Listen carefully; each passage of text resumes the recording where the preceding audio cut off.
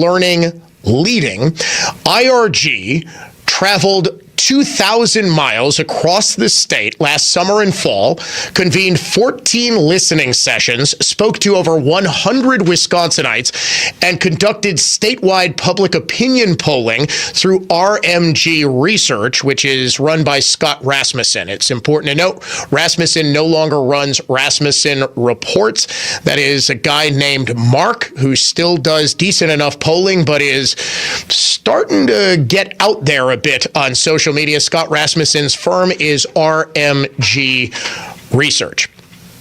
By far, the most significant issue discussed in every single listening session was cost of living. Rising prices in the basic essentials, as well as costs related to housing, healthcare, childcare, inflationary pressures on food and living expenses, housing, healthcare, childcare, all of it. Similarly, in the IRG poll of statewide voters, 39% said cost of living was the number one issue that would drive their vote. That includes 49% of independents. 1 of every 2 voters said lowering food costs in particular. Now, when they were asked about the top issues facing their family, 20% said affordable housing, 15% said state and local taxes, 10% said affordable health care, and in the statewide poll, over 60% of voters indicated that healthcare, taxes, and housing were all important issues for their vote. We also have polling on K-12 education, but this is significant.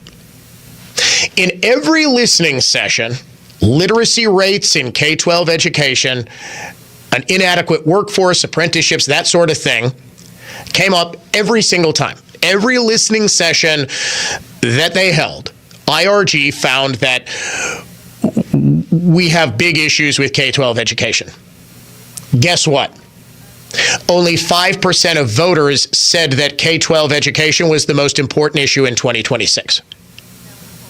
This is fascinating.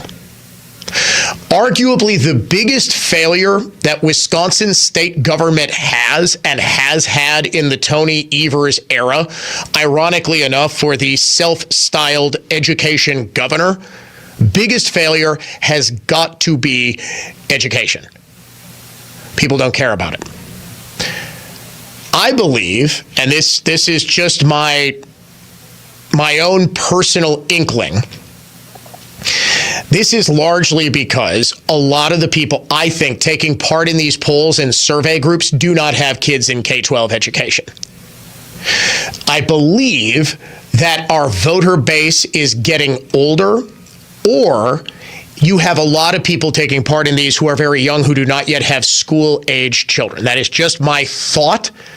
But generally speaking, this is in line with how people typically vote.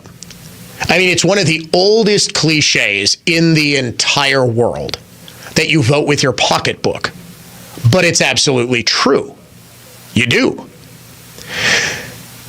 In the same poll, while voters had plenty of ideas to improve their schools, the respondents that had school-age children living at home with them, 20% of total respondents, 45% said they were very satisfied with their children's schools. So I would fall into that category. My kids do go to public school. They go to what is widely regarded as one of the top 2 or 3 school districts in the entire state. In fact, because of that, my wife and I we didn't believe that when the kids were young, we needed to go to private school because people move into our community specifically for the schools. We've been very, very happy. Also, the people who take part in an Institute for Reforming Government focus group are more likely to be in the same position. They're either sending their kids to private school or they're very happy with their public schools. What this says to me is that if you are Tom Tiffany, if you are Josh Schoeman, If you want to be governor or lieutenant governor, Will Martin, David Varnum, whoever else is running for LG, I apologize if I forgot somebody. If you are not talking about affordability, if you are not talking about economic issues, you are losing the battle.